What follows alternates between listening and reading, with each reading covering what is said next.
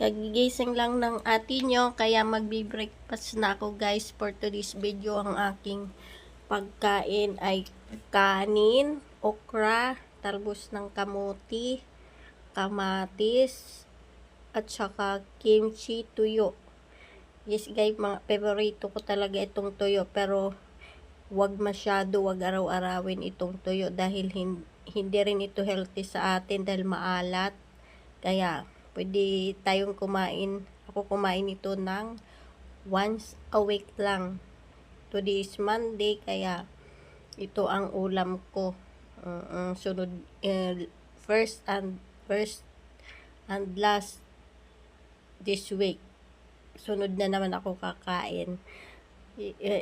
At hindi palagi ako kumakain sa labas guys. Alam niyo naman ang pagkain sa labas ay mga frito-frito, tulad ng fried chicken. Ang mahilig lang naman ako kumain sa McDo, Jollibee, yun lang afford. Kaya makakatipid na ako guys dahil nagluto na ako dito sa bahay ng aking breakfast. Maganda rin itong sa ating kalusugan guys, itong talbos ng kamuti, kahit hindi ito kasarapan, timplahan mo lang ay masarap na rin.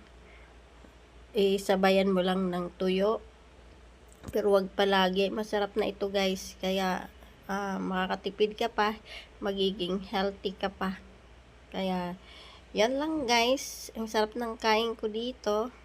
Ang sarap talaga kapag breakfast.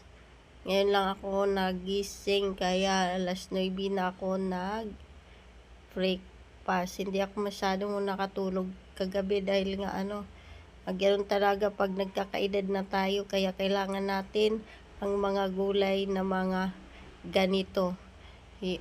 Ang sarap talaga guys, naubos ko yung aking pagkain. Kaya yan lang guys, be kind everyone.